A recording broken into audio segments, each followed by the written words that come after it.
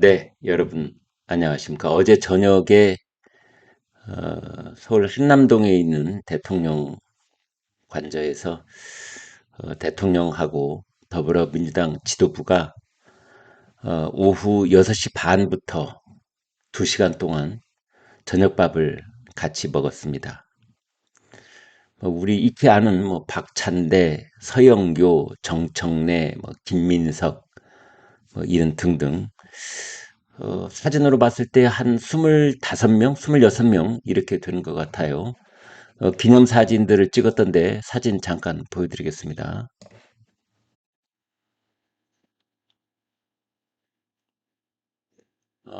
사진을, 네, 이 사진.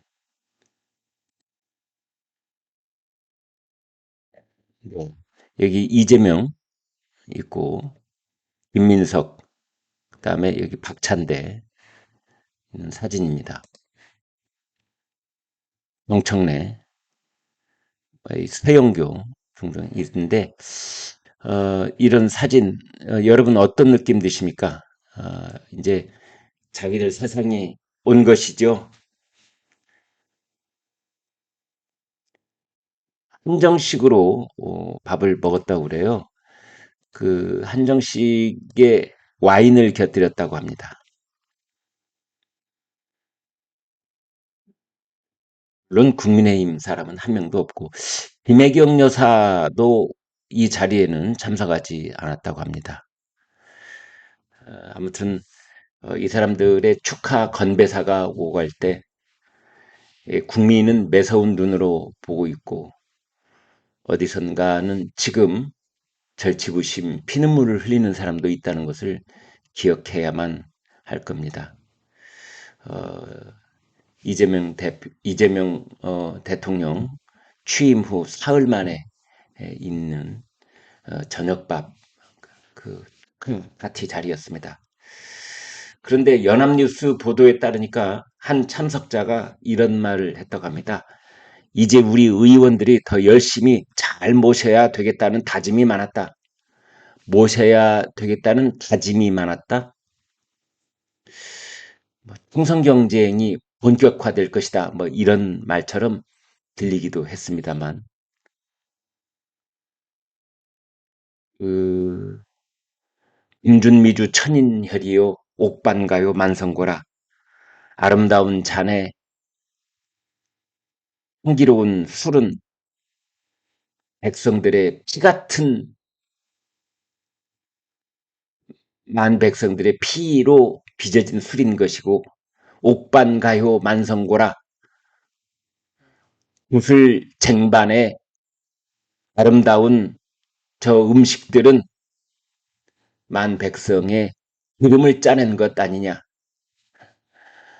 이런 이몽룡이 읊었다는 시가 떠오르기도 했습니다.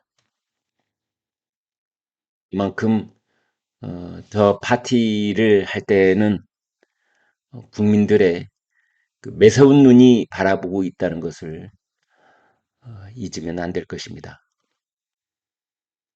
이재명 대통령이 G7 정상회의 초청을 받아서 참석키로 했다. 이렇게 대통령실이 밝혔습니다. 국민의힘에서는 사법 리스크 회피용으로 국제 이벤트가 돼서는 안 된다. 이런 말을 했고요. 민주당 쪽에서는 내란 정권이 추락시킨 국가 위상을 회복하는 자리가 될 것이다. 또 이렇게 맞받았습니다. 이재명 대통령이 김문수 전 노동부 장관, 김문수 전 대통령 후보에게 안부 전화를 했다고 합니다. 긴 통화는 아니고 짧은 통화였던 것 같은데 정치 현안 얘기는 없었다고 그래요. 설란영 여사의 안부도 물었다. 이렇게 전해졌습니다. 이재명 대통령은 아마 지금 용산 대통령실이 아니라 청와대로 옮아갈 것이 이제 확정돼 있습니다. 그래서 청와대 재이전하는 태스크포스를 꾸렸다고 그래요. 공사는 이미 시작이 됐습니다. 문재인 정부 때 청와대에서 총무비서관을 했던 이정도라는 사람이 태스크포스 팀장을 맡았습니다. 한 100일쯤 걸린다. 리모델링 공사를 하는데 그렇게들 보고 있습니다. 그런데 이번 황금 연휴를 맞아서 전국에서 야 마지막으로 청와대가 개방되어 있는 지금 청와대 한번 보자. 그래서 구름 관객들이 몰려들었습니다. 예약하는 서버가 마비될 정도였고 대기하는 줄이 뭐 200m가 넘었다 이렇게들 얘기하더군요. 제가 사는 곳이 바로 청와대 옆입니다. 제 계정 이름도 청와대 옆집인데요. 가서 보니까 참 어마어마한 사람들이 날씨도 좋은데 몰려왔더군요. 대통령이 이사 오기 전에 청와대 오픈런 현상이 빚어졌다. 어제 북한 인터넷망이 광범위한 먹통 사태를 빚었다라고 로이터 통신이 보도를 했습니다. 북한에 있는 어, 몇몇 그 매체들 있잖아요. 물론 그 관영 매체들인데 웹사이트가 다 먹통이 됐고 외무성 홈페이지도 접속 불능 상태가 됐습니다. 외부에서 해킹한 것이냐 뭐 이런 얘기도 일부 있었고 아닌 것 같다. 내부 사정 때문에 그렇게 된 것 같다. 뭐 여러 얘기가 있었습니다. 개혁신당 이준석 의원, 이준석 전 대통령 후보를 제명해달라는 요청, 이 국회 국민동의 청원, 이것이 사흘 만인 어제 30만 명이 넘었습니다. 5만 명이 넘으면 국회가 심사를 해야 됩니다. 근데 사흘 만에 30만 명이 넘었습니다. 이준석 전 후보가 대통령 후보 TV 토론 때 했다는 여성 비하 발언 때문에 그렇게 된 건데요. 지금 국회에서 제명 여부를 심사하는 소관위원회를 정하지는 않았다고 합니다. 만약에 국회의원, 재적의원 3분의 2 이상이 찬성을 하면은 의원직 제명 처리될 수도 있습니다. 이 청원인이 제명 요청을 하는 청원서에 이런 글을 올렸습니다. 여성의 신체를 정치적 공격의 도구로 삼는 헌정사상 유례없는 일을 저질렀다.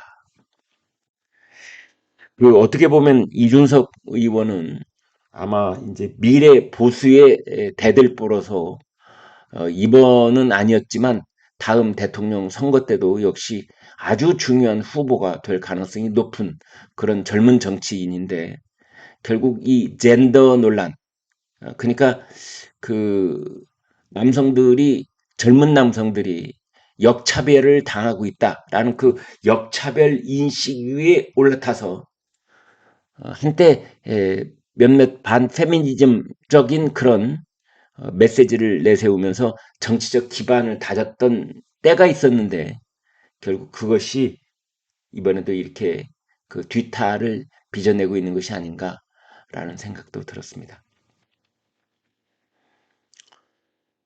오는 9월 3일, 그러니까 7월, 8월, 9월 앞으로 한 두 달하고 20일쯤 뒤에 그때 중국 전승절이 됩니다. 항일 전쟁 승리 및 반파시스트 전쟁 승리 80주년.